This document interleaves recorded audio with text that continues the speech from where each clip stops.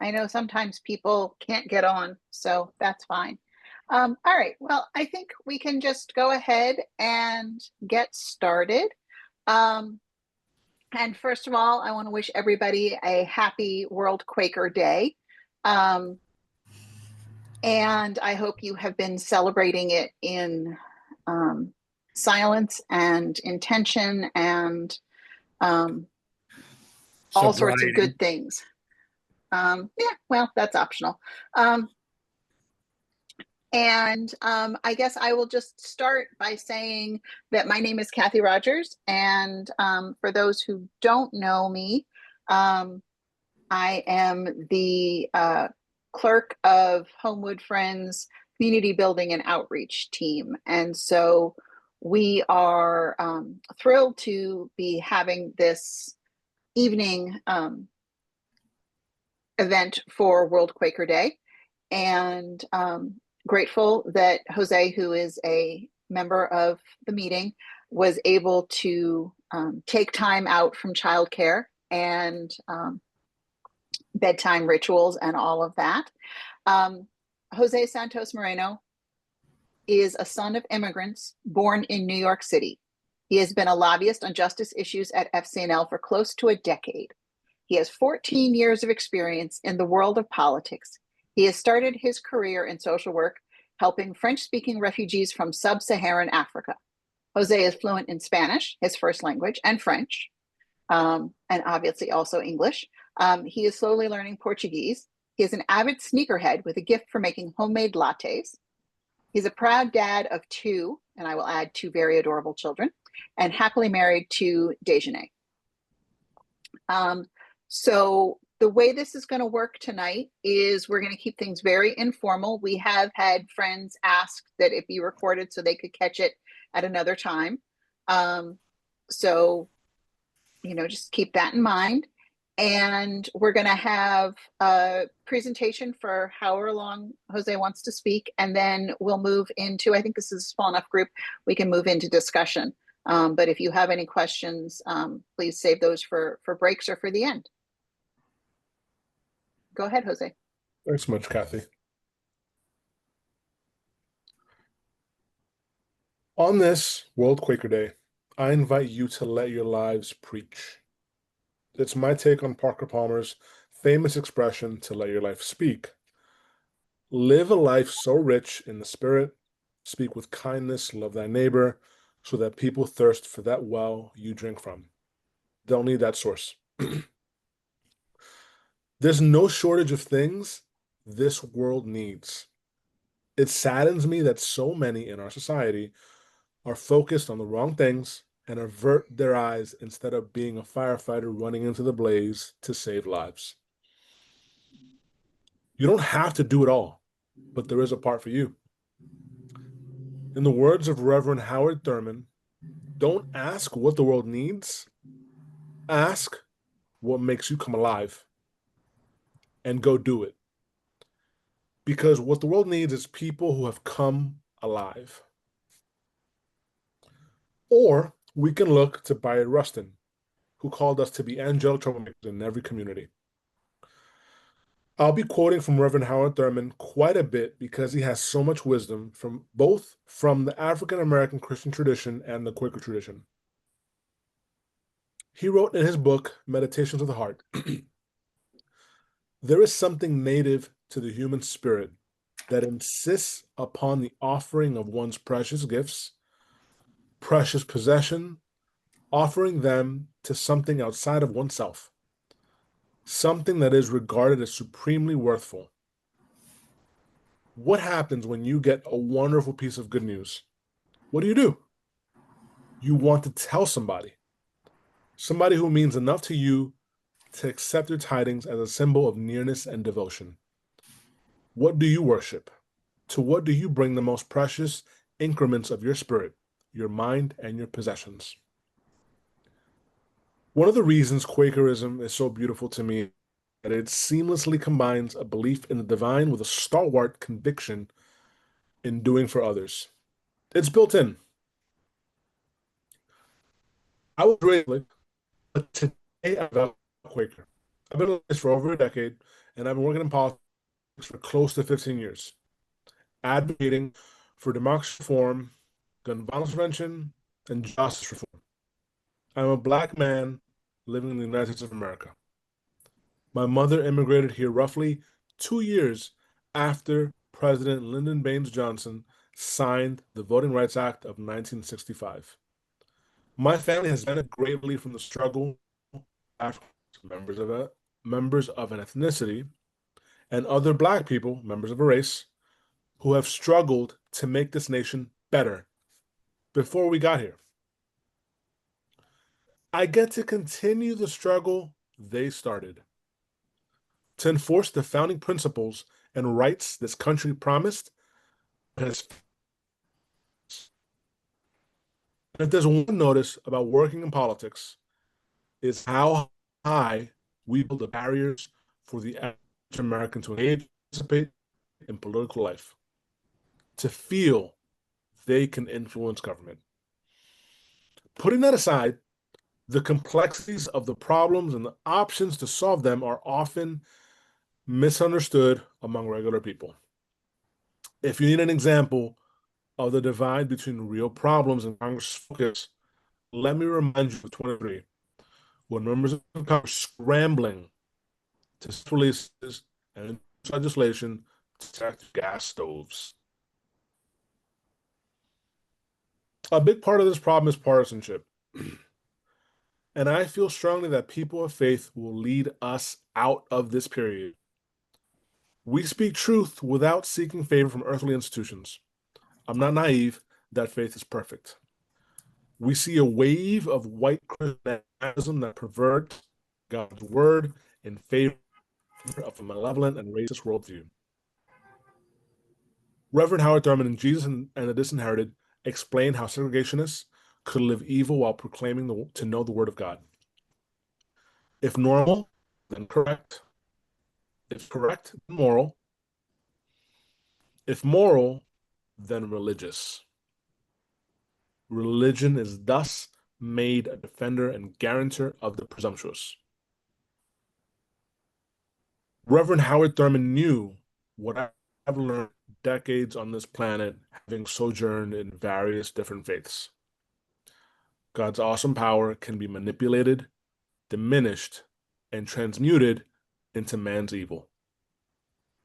But it doesn't have to be that way. Many people of faith seek to do just deeds.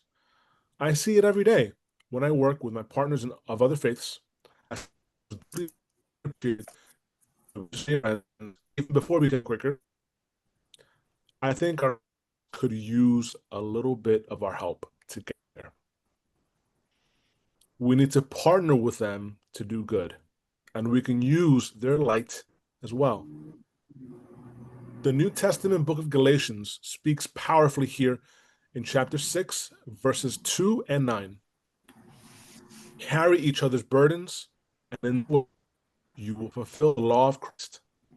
Let us not become weary in doing good, for at the proper time we will reap a harvest if we do not give up. I made a comment about sojourning in different faiths. It's to say that I made my house an interfaith chapel. I was raised Catholic, transferred to a Lutheran school, at which point Martin Luther became my guy. Once I made it to New Jersey, I proclaimed the religious denomination that to this day is my longest running religious affiliation. I was a devout, absolutely not. I left the Catholic Church and actually all faith for many reasons. One of the many involved what I saw as a disconnect between Christ's example and when we were doing to bring about that world today. The country of my parents' birth, the Dominican Republic, is the only country in existence with the Bible at its center. Biblical faith has been a key component of our worship. This year is the first time I'm reading the Bible end to end chronologically. I'm finding a lot of beauty in God's words.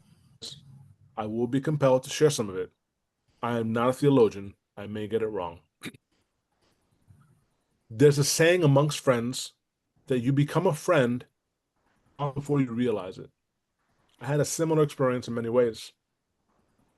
I would add that as someone committed to service, there's scripture that makes up the core of my Quaker faith. It was on my heart before I even knew that there was a James chapter 2, verses 14 through 20, and I'll read 14 through 17 now. What profit, my brethren, if someone says he has faith but does not have works? Can faith save him? If a brother or sister is naked and destitute of daily food, and one of you says to them, depart in peace, be warmed and filled, but you do not give them the things which are needed for the body, what does it profit? Thus also, faith by itself, if it does not have works, is dead. This scripture is so because it obligates us always. For a time, I worshiped with Unitarians in Washington, D.C. I'll always remember when my mom came to worship with me and looked up at the head of the church where there was a simple raised pulpit in front of a white wall. Very confused, she turned to me and asked, where's Jesus? I regularly look at the windows, puzzled myself when I first got there. I was used to worshiping in ornate buildings during my time as a Catholic. The first building of the Church of the Good Shepherd in Inwood, New York, where I was raised, was built in 1910. It looks like it had been built in 1710. Those old buildings had beautiful stained glass windows. It took me a while to learn those windows were a veneration light that would come after this one. The Unitarians that I worshiped with saw clear glass on Sunday, much like I do at Homewood Friends Meeting. I learned that we are called to make this life better, and so we appreciate and focus on this life as we worship instead of looking towards the next one. This is where I get controversial. I know that God loves me and you, but I'm a little more interested in the light of God within all of us, the inner teacher that got us to make this life we're a gift better for our neighbor. I'm privileged to seek the light and worship in silence with friends in Baltimore, waiting for the presence of the Lord to us. I want to again quote the Reverend Howard Thurman. There is a great virtue in the cultivation of silence, and strength to be found in using it as a door to God. Such a door opens within. When I have quieted down, I must spend some time in self-examination in the presence of God. He gives me license to engage in mercy worship. I'm not as the best in quieting the mind and in the still small voice when my inner voice can be so loud. I'm surrounded by Quakers in my worship, but also other people of faith in my work. I'm privileged to stand with Jews, Muslims, Buddhists, humanists, and Christians of different denominations working every day to make this country better. We come together for direct action to lobby Congress and hold vigils for Americans who will be hurt by harmful policies. I'm reminded of Quakers and people of faith or no faith coming to our vigils on the ground of the United States Capitol for Medicaid during the first Trump presidency. I was looking through my phone this past week and a memory popped up. It was a picture I took on an internal balcony of a U.S. Senate office building. For clarity, the Hart Senate office building has an open plan with a skylight illuminating an enclosed structure. Each floor has balconies facing and looking down on the main floor. In this picture, I could see the atrium filled with activists protesting Trump's zero tolerance immigration policies that were separating families. It was an inspiring picture of people in 2018. Equally as inspiring was seeing so many congressional staff looking, listening from above. And I might add, eventually there was an encircling of Capitol Police ready to take those people away.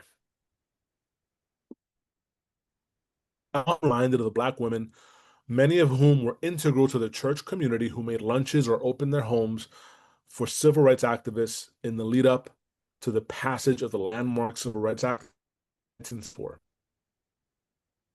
I find it even more potent when people of faith form relationships with people of no faith or unsure faith to propel society forward to make our democracy stronger and more just. It doesn't just happen by itself. We need to make it so. It can seem hopeless. Echo chambers, both in the media and on social media, consuming so much of our lives, dividing us by right and left. It can sometimes seem that the only people who can get Congress's attention are the ones signing $5,000 checks to PACs, political action committees, or party committees. Civic education at its fullest. Zip codes are the education of our children. Mammoth federal reconciliation bill that recently passed will eliminate $1 trillion from our healthcare system, disproportionately harming the vulnerable, but also affecting everyone's access to healthcare. Today, a powerful message in meeting alerted us to the fact that formula sits at the bottom of the ocean while babies cry out for food in Gaza. Some dare say that racism was cured by a speech in the 60s. We have real-life examples of racism, like in the form of masked men with guns and no warrants, emboldened by the highest court that says your skin color can be a marker of criminality. We just saw a Black family of citizens in Chicago be raided with no warrant, no warning by ICE. Black women make 64 cents for every dollar a white man makes, despite being some of the most degreed and educated in this country. Black women are still 4 times more likely to die in childbirth. I'm a foster parent, and it breaks my heart that although there's been no decline in children coming into care, foster homes in Baltimore have decreased by about half since the pandemic. Children here in Baltimore are forced to sleep in hotels or in office buildings under fluorescent lights instead of being tucked into bed in loving homes. Most of these kids look just like me, and their futures are uncertain. But society is renewed and can be transformed by each one of us. I could say more, and I will. I will get into policies and what FCNL is doing to build a better world. I just wanted to share a small collection of the massive challenges we face as a nation and as friends, especially the problems that keep me up at night. It can seem so heavy both in depth and scope. We are not bystanders. We're not bystanders on this path. I was on Instagram the other day, and a friend posted a lovely image that has stayed with me. 13th century Sufi Muslim theologian and poet Rumi once said, "If everything around seems dark, look around. You may be the light." Let me give you some good news. Baltimore, thanks to the policies of Mayor Brandon Scott and the work of violence interrupters, has seen a 50-year low in homicides. In the last year, the city has seen an over 20% drop in homicides. The year before that, also an over 20% drop. At Homewood Friends Meeting, a friend reads the names of those murdered in Baltimore after the rise of meeting. More than once this year, I have been so happy to hear that friend decisively say, none. At this point, we've reached the action portion of my remarks. I'm going to begin sharing the top focus from my program at FCNL and move into the work of my colleagues. It's really impressive the scope of work we do to affect policy at the federal level and bring about change. I'll provide some context that this is not everything each team does, but the top focus of their program. Each one of these programs covers many more policies than I will mention here. Another note is that appropriations are laws that fund the federal government. Regularly in media, you'll hear about the federal budget, but I will note that Congress sometimes passes a budget, which is like an outline of funding, but they must pass appropriations bills for the federal government to have permission to spend funds to operate. Now, let me tell you a little bit about what I do at FCNL. Violence interrupters look a lot like social workers. They understand the challenges the community faces because they are from that same community they serve. Unfortunately, they also have a deep expertise in how the criminal legal system visits their communities, as they often have been incarcerated or had violence in their past. They understand all of the elements with the backdrop of American racism that leaves so many behind and relegates so many Black youth as only worthy of enforcement. Violence interrupters are able to be present to stop conflict, a normal occurrence, from becoming violent in a country of 340 million with close to 500 million guns. Much of the policy around gun violence prevention centers on the big stories in the news. Mass shootings take up most of the attention. However, the top two instances of gun deaths in the United States are suicide and community interpersonal gun violence. The work on violence interruption funding is so important because we are reducing gun deaths. It has bipartisan appeal because we can both save lives and not wade into the politically fraught territory of gun ownership, and we prevent young Black people from being funneled into cages and given a criminal record. We are advocating that the Community Violence Intervention and Prevention Initiative, CVI, be funded at the Senate level of $55 million. The friends I worship with are key here. Maryland Senator Chris Van Hollen is a top Democrat or ranking member on the important and agencies appropriation subcommittee that oversees CV dollars that fund violence interrupters around the country. There's great work being done in the biggest city of our state. Safe Streets does tremendous work stopping shootings before they even begin in Baltimore.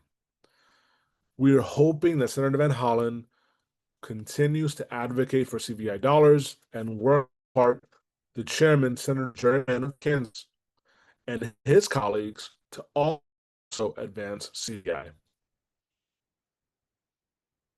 The Militarism and Human Rights Program focuses on bringing an end to the post 9/11 wars and preventing new U.S. wars. FCNL is currently working to end the illegal U.S. strikes on alleged drug smuggling boats in the Caribbean, including supporting war powers resolutions in the House and Senate, directing the president to terminate these hostilities. The program is also supporting the effort to repeal the 2002 Iraq War Authorization. A provision to repeal this decades-old war authorization is included in the House version of the annual military policy, and FCNL ensure that it remains in the version of the bill that makes it to the president's desk. Now, the peace building program. In late January, the administration arbitrarily terminated over 85% of all foreign assistance programs that were running in January, then eliminated 30% of current foreign aid funding through rescissions over the summer. And just as a Note here, rescissions are bills that the president sends to Congress asking permission to not spend money that was approved by Congress. This included programs essential to global peace and stability. Foreign assistance supports local peace builders and human rights defenders, helping to prevent causes of displacement, conflict, political repression, hunger, and climate disasters. Foreign assistance initiatives build health and education systems, economic stability, and democratic institutions in fragile states. Quakers have long known that true security is built not by force, but through just relationships. Foreign assistance is proven to save lives and promote peace and stability. Congress must urge the administration to resume all foreign assistance programs and fully fund aid in the FY26 State Foreign Operations and Related Programs Bill. Foreign assistance is among the most cost-effective tools of U.S. national security. Investing in peace, governance, and development averts emergency responses and military interventions. Every dollar spent on preventing conflict saves $26 to $103 in the cost of conflict and response. We must fight to protect life-saving medical aid, whose distribution has already led to the preventable deaths of 172,000 adults and 360,000 children. Long-term economic development and education programs that have lifted millions out of poverty, and peace building and good governance programs that help break cycles of violence and reduce armed conflict.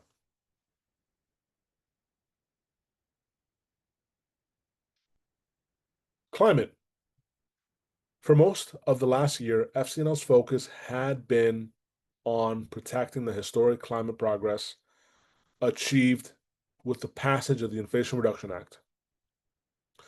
Though the bill was largely rolled back this summer, we were successful in defeating a major new tax increase on all renewable energy projects nationwide. We also helped successfully defeat the largest ever proposed sale of our public lands through an ill-conceived haphazard process. Though we were not successful in defending the IRA, we were successful in stopping some truly disastrous proposed policies. Now, since August, we have shifted gears to focus on international climate assistance funding in the appropriations process. The climate crisis is only getting worse each passing year, and vulnerable communities in the global south are on the front lines despite doing the least to cause the problem. We believe that it is the moral obligation of the U.S. to play a leading role in helping these communities adapt to climate change. Beyond that, though, it is also in the strategic national security interests of the country to do so. Climate finance protects lives and prevents wars.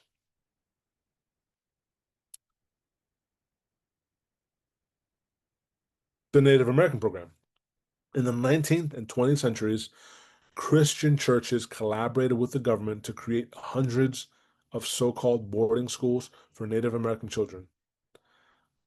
The conditions at these institutions, some of them Quaker run, were horrific.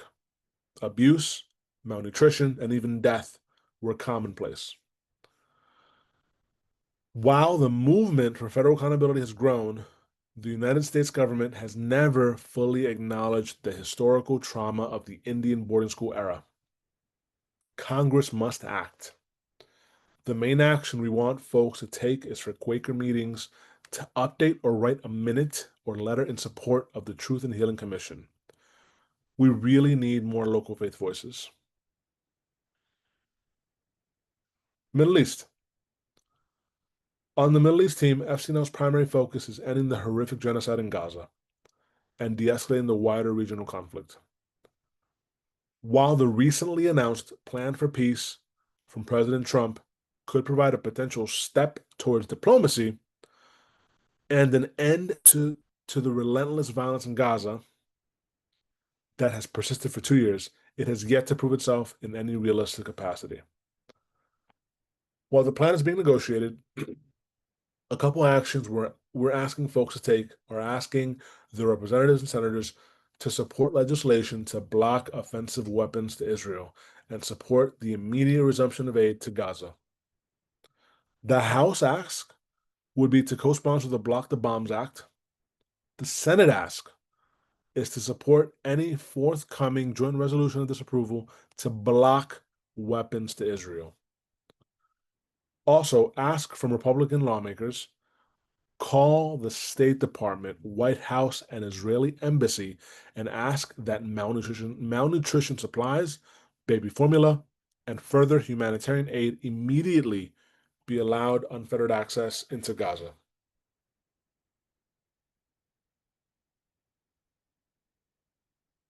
Immigration.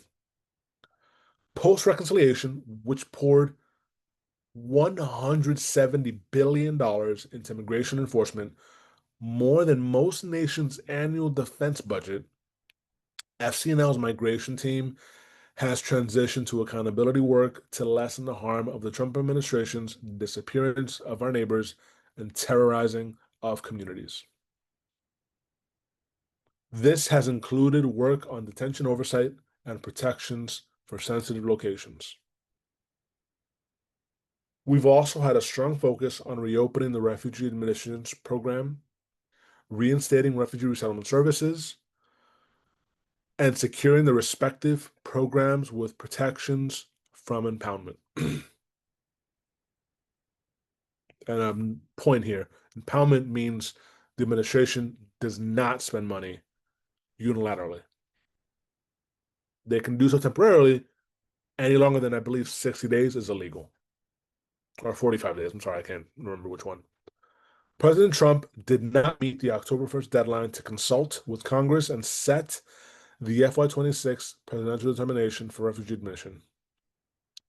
Reports came out 2 days ago that President Trump issued a historic low presidential determination of 7,500 refugees, with the majority of commitments for Afrikaners.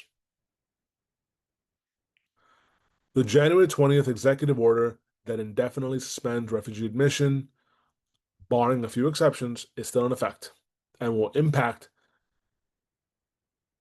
the dismal ceiling of 7,500. We are grateful to be working with advocacy core organizers around the country through May on migration justice. There is also deep interest among campus chapters and diaspora organizers. Devastating harms against communities are mounting. Resounding public dissent and pressure are central to stopping these atrocities. We are asking friends to speak out about their concerns and what they want to see from legislators and the administration. Join our LTE campaign. Templates for several immigration issues are available on our website. For those in need of resources, we have a host at fcnl.org. Chat disabled. I'll read it out loud. At fcnl.org/KYR. Concerning the shutdown, at 12:01 a.m., October 1st, the Congress allowed appropriations to lapse, leaving the government unable to operate. Essential services continue to operate, with many staff working without pay, while others have been furloughed. Many members are decrying the dangerous healthcare cuts forthcoming, given that the Affordable Care Act tax credits expire this calendar year. This risks some losing healthcare and others seeing dramatic increases. Members of Congress must engage in sincere, bipartisan negotiations and pass legislation that restores vital services, protects healthcare access, and defends its constitutional power against executive overreach. There is much you can do to create the world we seek, where we decrease the war, where we decrease the threat, where we decrease war and the threat of war, and allow every person's potential to be fulfilled. I will leave you with the words of Rufus Jones in his 1941 Pendle Hill pamphlet titled Rethinking Quaker Principles. Friends come back from their worship with a sense of ordination, but not the ordination of human hands. Something has happened in the stillness that makes the heart more tender, more sensitive, more shocked by evil, more dedicated to the ideals of life, and more eager to push back the skirts of darkness and widen the area of light and love. I'll draw you back to our theme to love your neighbor. I will also implore that you continue to be shocked by evil. Don't get jaded. Stir your communities to action. Invite more people to call Congress. Don't allow them to become jaded. Again, in the words of Mr. Jones, widen the area of light and love. We've got work to do. Thank you.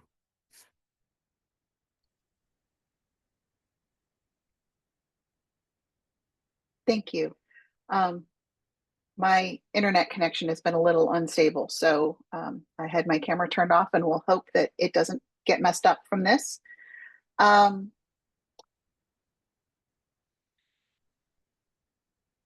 guess I'll just open it up for questions to start off with, and then I have some ideas for topics of discussion if we need them.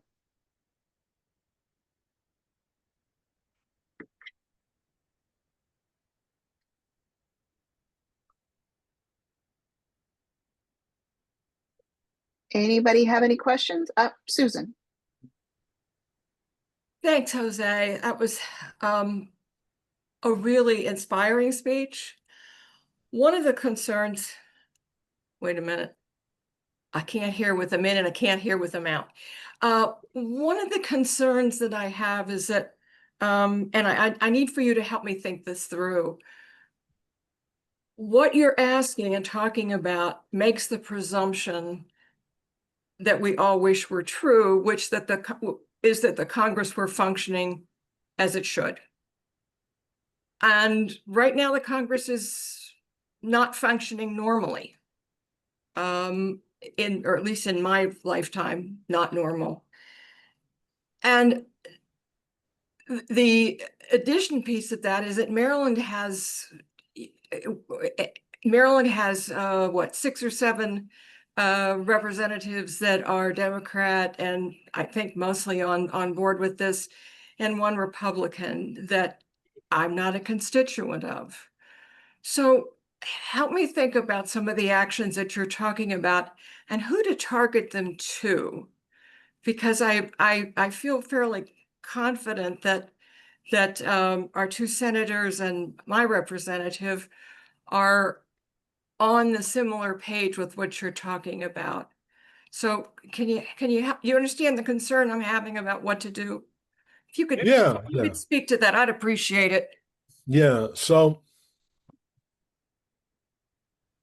a couple different things. Messages of support also go a really long way. Staff right now are in a difficult place.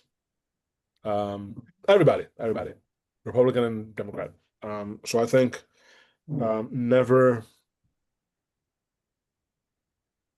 there's always a value in having a positive message to staff. That's one. Second, you heard everything I said. I said a lot. There's a lot to do. And there's value in you expressing what you feel needs to be done. And it helps to focus even friendly offices on what should be done. Okay. There's that piece. Another piece is, you're right. It's not working super great right now. Congress isn't super hot right now. I think that there's work that needs to be done that's a little less traditional structure, calling, writing. That's still important. We want you to do that. But there's also a messaging component. There's a get out of Washington component, talk about these issues to make people educated about these problems.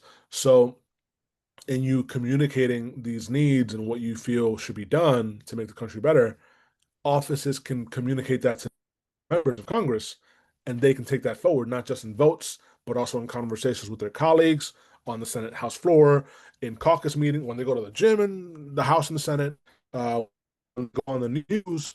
So I think there's sometimes a little bit too much attention put to we have to convince the other side because we need more people to do it, which is fair. There's definitely a truth to that, but I think there's a lot of value still communicating with their mass members as well.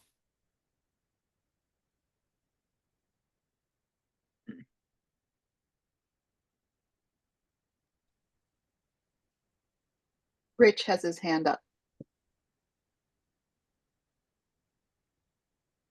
Rich, you're on mute.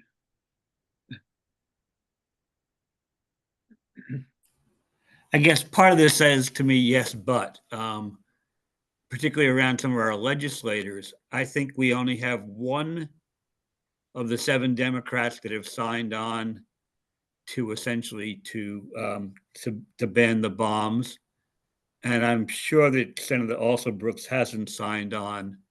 Van Hollen might have. We are in many ways we are in a very blue state, or at least several of these representatives and senators are in very safe electoral places. And we have not yet been able to edge them out into kind of taking a risk that some others that are in more vulnerable positions have taken. And it's been a source of frustration. We've been to John Ashevsky and others.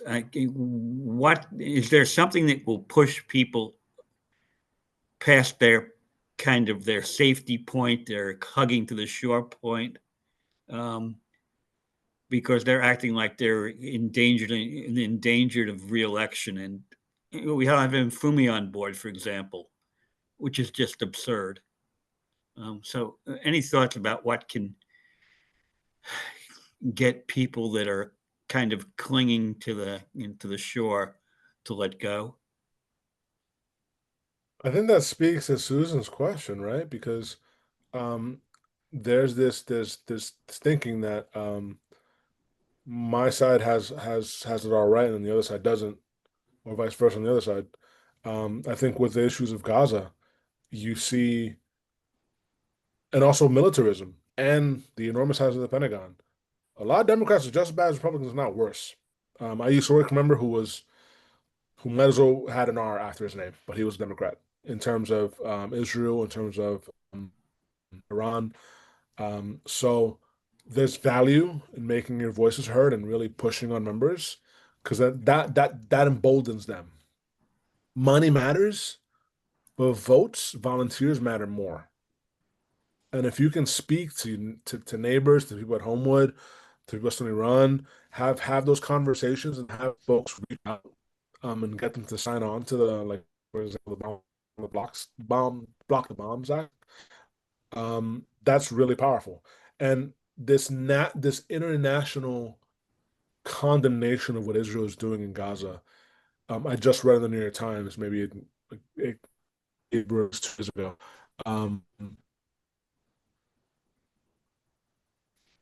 Freshman members are refusing AIPAC trips to Israel. Members of the Democratic Party are refusing money from AIPAC. Before they're like this would be unheard of. Everybody takes money from AIPAC. Everybody supports Israel. That's just A given. a given. Yes, it's changing. It's changing and it's becoming better. I mean, it's because people are saying this is not okay. This is really bad. Thank you. Sure.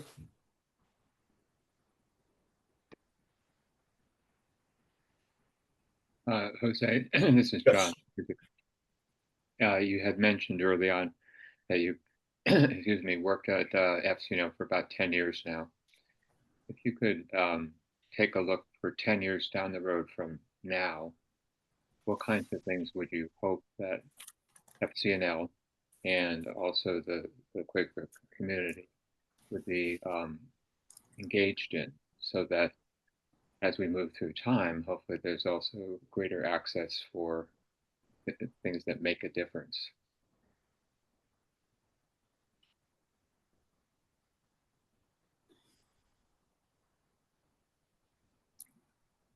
I really hate to sound like the company man, but think doing more of what we're doing now. We've made quite a few changes. For instance, we've boosted our efforts on DEI. We have sessions at annual meeting around systemic oppression, what's privacy, bystander. We've done bystander intervention on staff, which is a much needed an extension of what you would consider the baseline, like sexual harassment. We went diaspora organizing, meaning inviting people from different countries, immigrants, refugees, who were living in the US to join us and do work with us. Not necessarily telling you what to do, but sort of offering what we have to offer and listening and working with you. Our adult program is incredibly diverse. I might even go out on a limb and say that it's like a good percentage people of color that come to our conferences and participate in our advocacy core. Honestly, all of you are the core of what we do. We aren't the DNC. We aren't the RNC. We aren't Center for American Progress. We are the Quakers. We are FCNL, a Quaker lobby in the public interest. With the foundation of the Religious Society of Friends and that faith is our power. We are a faith-based lobby. And so I really think not only are you the core of it, but I think there's an unwritten responsibility that we have that's not in any of our job description to be representation of that. And I think I'm gonna be bold here, but say like make more Quakers, tell more people about Quakerism, because like I have a lot of pride and power when I go into congressional offices and I have conversations about policy backed by faith. I'm not talking about policy backed by party, backed by policy, backed by quote unquote an interest, a special interest or like a lobby or a trade organization. There's a uniqueness to it and something that makes it special. So yeah, I mean to answer your question, I would say a little bit more of what we're doing to spread the good word, spread the gospel, and keep bringing more people into this work because I've mentioned this a few times on staff. As a immigrant, a black man in the U.S., my first contact with my senator was when I had an interview for a job. I was in my 20s. This isn't the same experience that we're all having. Like I see in DC youth groups having trips and having meetings with their congressmen on the steps. Like I had none of that. There's a lot of work to do, and we can do so much more to bring more people in. Great, thank you.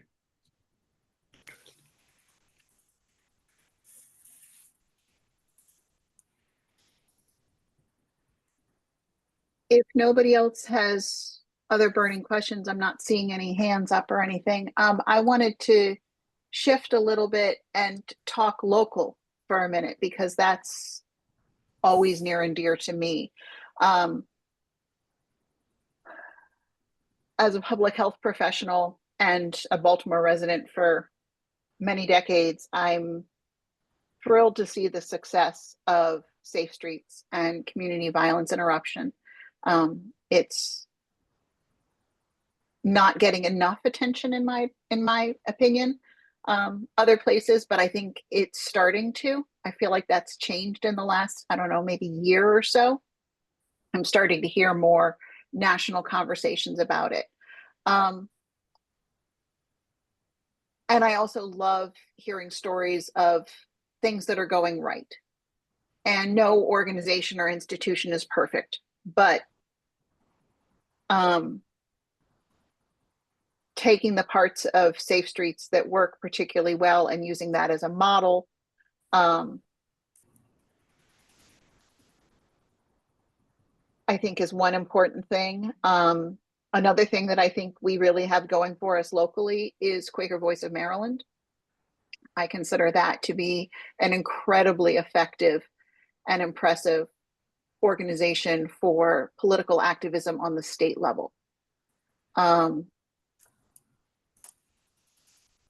And I'm interested to hear other people's opinions on things that we think are going right or that could be models, either locally or things that you think are going well, other places that we could try to emulate in Baltimore. I mean, I would say it in reverse. I think what Safe Streets is doing is fantastic. You're right to mention that there have been flaws. Um, I think it's elegant to use the same word of addiction, relapse.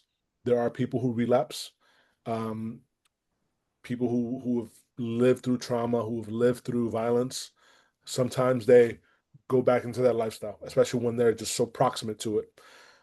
So I think part of our work, all of us in my work, is sharing that really good news with Senator Van Hollen.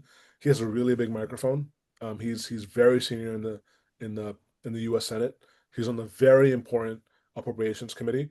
So if he were to lift that up in the media with his colleagues in other spaces, we could have more of that around the country and save much more lives and save so much money. Oh my God. In Baltimore, one homicide, assuming one shooter, cost $2.4 million. We just accept it as normal. And there's so many of them. It's just a part of daily life. Honestly, when I was growing up in New York City in the 80s and 90s, people getting shot was just, well, it's raining. I mean, it's kind of sad, but you just kind of assume it. It's life. It doesn't have to be that way. And I think having more conversations about this good news that we're seeing in Baltimore, um, and it's not just Baltimore. There's Cahoots in Eugene, Oregon. It's a public health model where they have mental health professionals ride along with police officers to respond. So if someone's in mental health crisis, you're not having somebody who has a gun to respond. You're having somebody who has a mental health background with a mental health background to help. Um, I've had conversations in Topeka, Kansas, and Wichita, Kansas, which is the state of the chairman of that subcommittee that Senator Van Hollen serves with, Senator Moran. They're doing really fantastic work there too. They're models. One thing that's a challenge is the work is much smaller than the footprint of crime data. For example, crime data is all of Baltimore, all of New York City, all of Chicago. These programs operate in city blocks. 5 city blocks, half a mile, 1 mile. It's just portions of it. It's underfunded. So if we can lift it up, keep talking about it, nudge our good friend Senator Van Hollen, tell him to keep talking about it, we'll get some really great stuff happening, I think.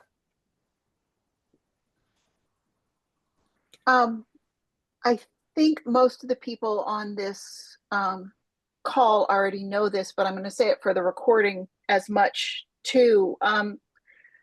Some friends aren't aware of Senator Van Hollen's connection to Homewood meeting. His mother grew up in the meeting.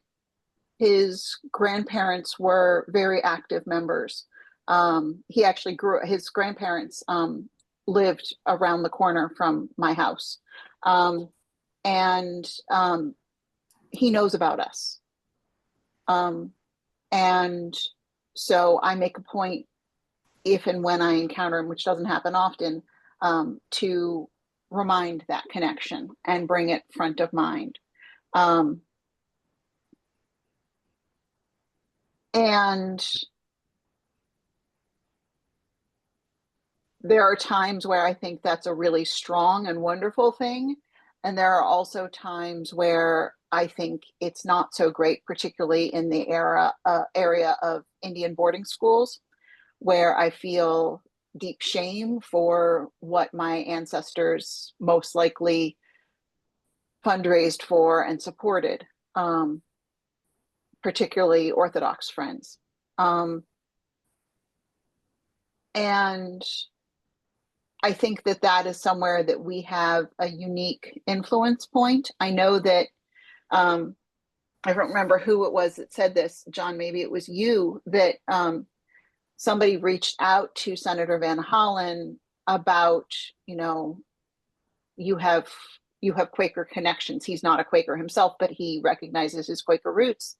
And it is our responsibility to speak for this truth and reconciliation process and so forth. And he came back with something along the lines of, oh, well, we haven't heard enough about whether this is what's really wanted. And it felt to me like that was a slick move to escape. We need to stay in analysis, and we can't actually move forward on this.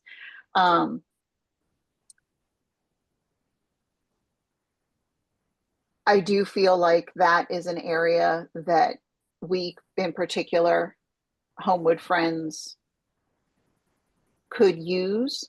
You can only go to that well so many times, but I do feel like that's something we could do.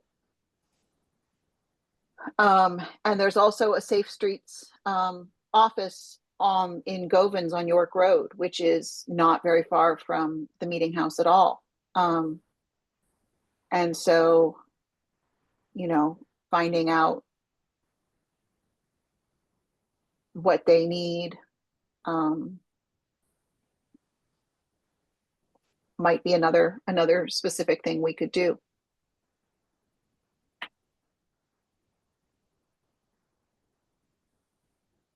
I think that's a terrific idea. Going down to Gavans or Santown Winchester and just like saying hi, and that would mean the world to folks. They're not really super duper celebrated in society. I think lending some encouragement would be really fantastic. Mm-hmm.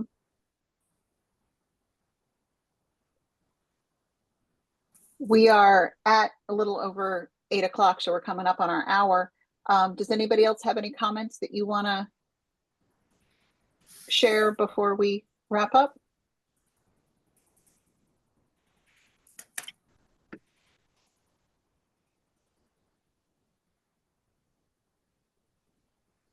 I have something which is just that listening to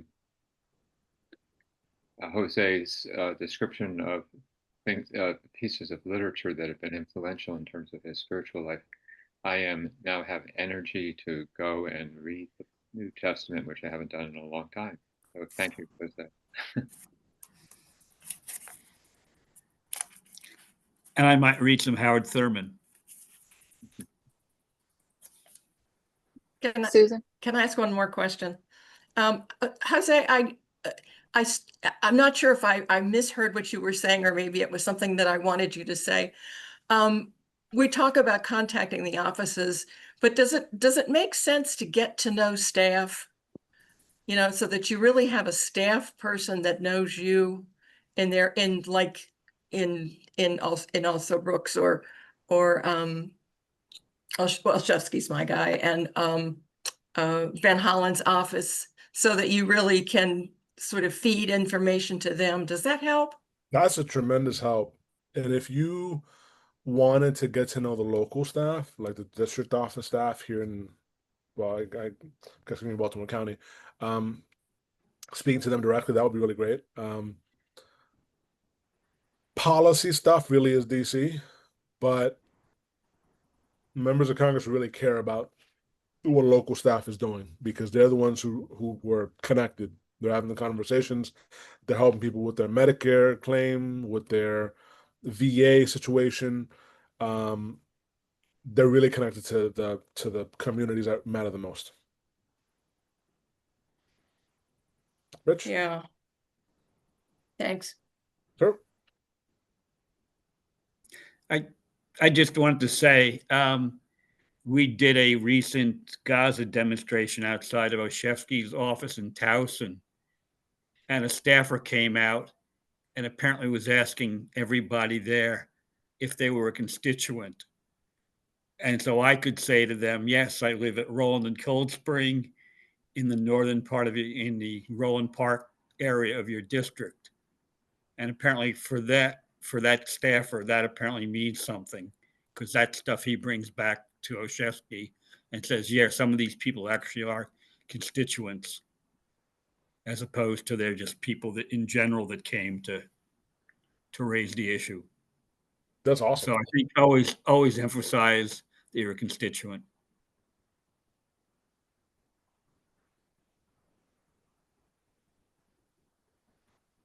Yeah, thank you for doing that. That's great.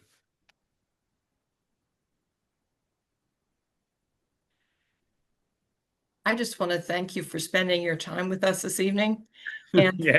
for sharing your thoughts and your ideas and letting us begin to pick your brain and know that we will.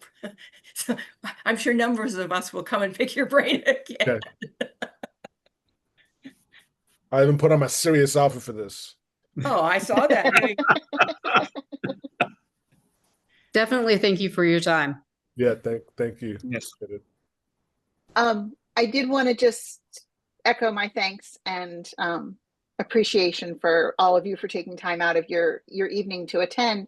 And also say, in terms of follow-up and things that we can do going forward, if you haven't had a chance to explore the FCNL website, I encourage folks to do so.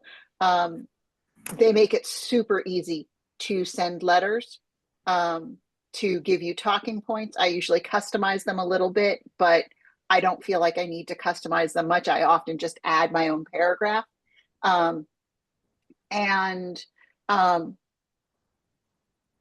That Quaker Voice of Maryland does a lot of that for us locally. I think one thing we could do for Homewood going forward is, if anybody felt moved to compile a list, we could put a post on the website, or something could be in the newsletter. I think the website might be great for people to refer back to, with talking points and, what are the areas that we specifically want to encourage. That doesn't run afoul of our 501c3. Thank you. Yeah. If we talk about issues, and we don't endorse candidates, we are fine with that. And again, I think putting this back into the let your life speak or let your life preach aspect of things is really important. Quakers have a long tradition of speaking out on issues, and speaking even when it's not always well received or goes against the big currents. So I know this is something that the friends who are on this webinar, on this Zoom, know, but I think I want to just end by saying thank you all for all of the work that I know so many of you have done. And thank you, Jose, for making this your life's work. And we have good people to lean on going forward to work together to continue this important work. So thank you. And thank you to everybody who watches this in the future. Thank you. Thank you. Thank Thanks, you everyone. very Thanks, much. Kathy. Thanks for Good doing night. it. Thank you very much.